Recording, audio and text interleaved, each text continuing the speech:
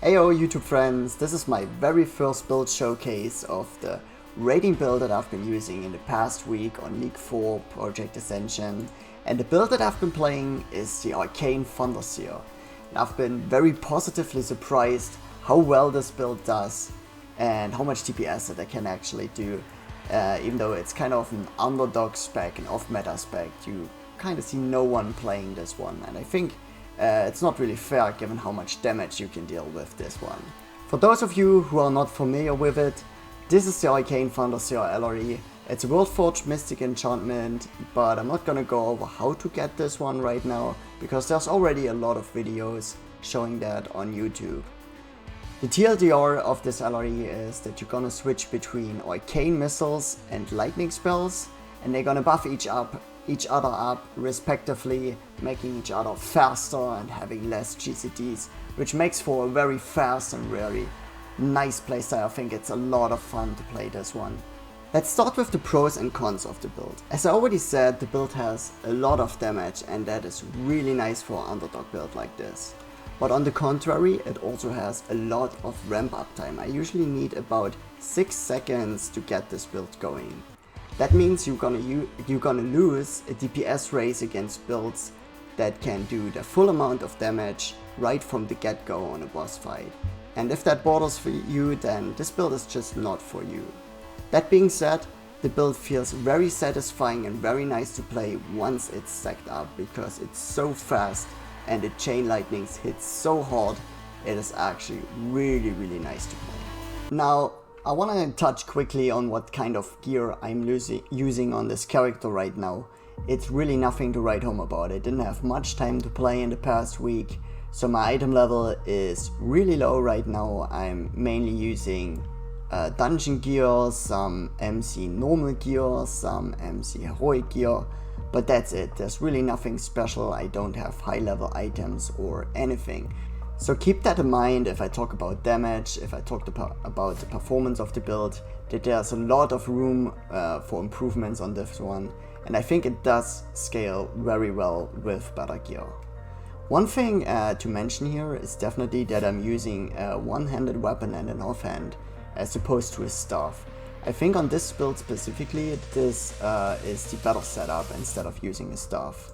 If you take a look at the intellect allocation, it says when using a two-handed weapon you get 12% spell haste, which sounds nice, right, for a caster, but the thing is, with a fully stacked Arcane Seer, you're already super duper fast, and you just don't need the haste anymore, to the point where your cast time is lower than your global cooldown, so the haste is wasted. And therefore I'm using a one-hander right now to squeeze in a little bit more damage and a little bit more crit chance, which I think for this build is super worth it. Next up, let's talk about the REs before I go to the talents and the actual skills. There's the legendary, of course, and then there's the epics, which are super duper important on this one. There's the Natural Order, which gives me 10% Arcane damage. There's Nature Abhor's Order, which gives me 10% Nature damage. And since we are using both and we can keep up both all the time, this is actually a very strong combination. And for the last one, I'm using Lightning Mastery. Now this one is actually interesting. I believe this one is the best one when it comes to single target damage. But over the course of the week, I tested out a lot of variations, a lot of options that you could use for Lightning Mastery. One thing I tested out was actually Time Bomb. I was thinking I'm doing a lot of Arcane damage with this build, so maybe there's an angle where we can use Time Bomb to do really high burst damage and kind of counteract the ramp up time that ways.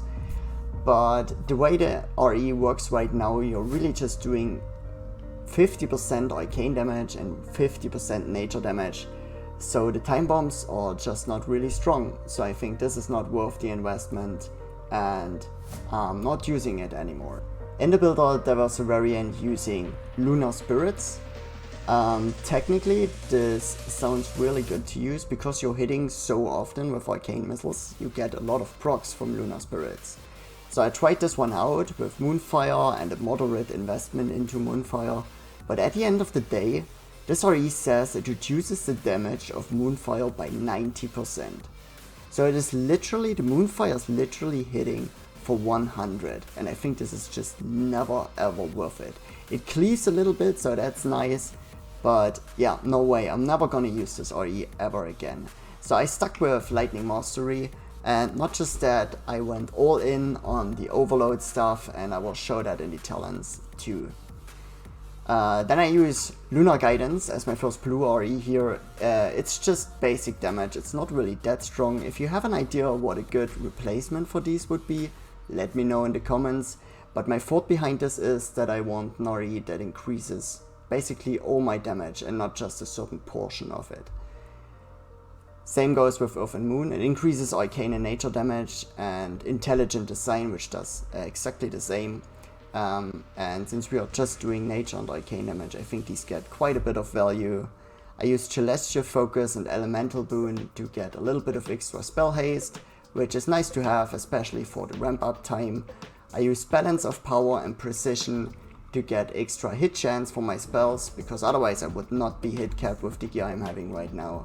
And I use Lightning Overload Enchant, which goes together with the Lightning Mastery to proc more overloads. I also have a single Dream State in here. I was actually using more Dream State before, because the build is very mana hungry, and the Dream State helps a little bit with that, just to not go as fast. Let's talk about the talents.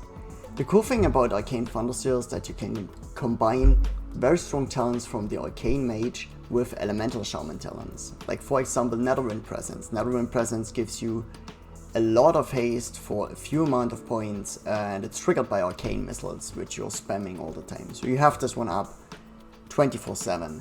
You can also use Arcane Empowerment, which doesn't only give you Arcane Missile damage, but also a raid-wide 3% damage buff, which is something that only a few classes can actually utilize. So that's really nice to have. The other talents in this one are really basic. I have 1 point in haste, which is a flex point. You could put this in to hit rating or whatever else you need. Maybe more crit would actually be better than this one. I use Arcane Stability. I value this one really high actually. I combine the pushback reduction from this one with Concentration Aura, which this both together gives me 100% pushback reduction, which is super duper important for Arcane Missiles, because as soon as you get pushbacked on Arcane Missiles, you will lose one of the ticks basically, and therefore also you lose stacks, which is not good. On top of that, it gives hit chance, which is nice, and a bit of reduced mana cost. Same with Mind Mastery, which gives just damage and reduced mana cost. Over on the Druid side of things, I have Vengeance for the improved critical strike damage, and Lunar Guidance for just a bit of crit and damage. I utilize all the points that increase Arcane and Nature damage at the same time, which is Earth and Moon, Furor on Restoration, Druid Page, and Master Shapeshifter, which I can use because I run Moonkin. Moonkin is very strong in this build, not just for the Master Shapeshifter talent, but also because of the mana replenishment on it. As I already said, this build is super mana hungry, and I mean it. Once you stacked up and you're spamming Arcane Missiles, you're gonna go very fast. So you're gonna see a bunch of talents to actually maintain some mana, like the Moonkin form. For the same reason I use Master of Elements, which replenishes a little bit of mana if one of my spells crit. So that's nice to have. On the Elemental Shaman page I have Raise for extra spell crit chance, really basic, and Unrelenting Storm, which is super nice because it basically increases magic damage taken by the enemy by 15% when using Chain Lightning, and Lightning Mastery, which occasionally increases my spell critical strike damage. Also use Lightning Overload. I already touched on this when I talked about the REs, so I use this in combination with Lightning Mastery to get some huge spikes in DPS once this procs. However, it is a little bit on G based, so yeah, your damage is basically gonna fluctuate whether or not you get a proc from this one. And I use Shamanism at the moment to increase the damage of Lightning Bolt and Chain Lightning a little bit. I'm not sure if this one is worth it, but it's definitely nice to have. I have a few more points here in hit and spell haste. Once I have enough hit chance, I would drop these two and put them somewhere else. Probably into more crit chance. So for the actual skills of the build. The core of the build is easy. It's Lightning Bolt, Arcane Missiles and Chain Lightning. There's not really much else you need around this. I picked up Arcane Explosion just for dungeons, so I can spam something when there's a lot of enemies. Same thing goes for Earthquake, it's just there for dungeons, not really needed for raiding. What is important here is definitely the legendaries. I already talked about Moonkin Form and why that is important. But then there's Demonic Leap and Disengage. I really wanted 2 mobility spells in this build, because having high uptime on a raid boss is super duper important here, so your stacks don't fall off. That's why I chose to use both of this, so that when I get knocked back or the boss gets moved, I actually have a chance to keep up with the boss. For the same reason I took Charge, which is usually not used in a caster build, but there's sometimes occasions where I can just charge the boss or charge an ad or something to get closer to the boss and maintain my stacks that way and just keep casting. So I think this actually is really good on this build specifically. The other epics I'm using is Arcane Orb. This is just mainly for dungeons. Then Arcane Power, of course, which is basically a staple in every magic damage based build. I use Elemental Mastery together with Nature Swiftness. I use them both to get instant cast Lightning Bolts and Chain Lightnings when I ramp up my damage. I will show that off later, but it actually helps to cut the ramp up time of the build a little bit. As of rares, I use a lot of buffs basically. I use Molten Armor, which they now changed to scale of Intellect instead of Spirit, so that's very cool. It gives a little bit more than 1% crit chance. Nothing crazy, but it's nice to have. For the same reason I'm using Firestone right now over Flame Tongue Weapon. I think the build scales very well with crit chance, so having just a little bit more helps definitely. And then I use Brilliance Aura and Innovate for mana sustain. As I said, mana is really important on this build, and this passively, or more or less passively, replenishes mana without me having to do much. For uncommons there's nothing really special. I would say Concentration Aura is core on this build, unless you really know that something else in your raid has it. As I already said, you don't want to get pushed back on your arcane missiles. That's why I run Concentration Aura. I don't think there's much to say about the rotation of this build. You just want to alternate between Arcane Missiles and one of the lightning spells. And you want to use Chain Lightning whenever it's off cooldown. That's as simple as it is. I already mentioned that I use Elemental Mastery and Nature Swiftness right at the start of a pull in order to cut down the ramp up time at least a little bit with getting instant lightning bolts.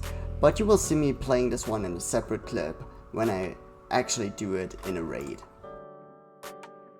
Here's a clip of the very first Ascended raid I've done this league. It's MC Ascended, we are at the very last boss here. You can see my DPS is quite okay, 8 to 9k DPS. While I'm not at the top of the DPS mid, I think for how shitty my gear is, this is actually respectable and really good. This fight specifically is very good for Arcane Fantasia because you can just stand there and turret the whole time. So yeah, there's other fights in MC of course that are really bad for the build, like Gar, where you get knocked back and silenced a lot, so you can lose your stacks in those kind of fights. In this fight you can actually use the ads too in the ad phase to keep up your stacks, so you never have to ramp up between the phases of the fight actually. And yeah, you can see us actually taking him down here without any wipe, which was pretty cool.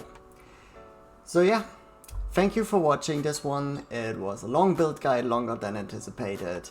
I hope you enjoyed it, I hope you took something out of it, and I will see you on the next one. Thanks!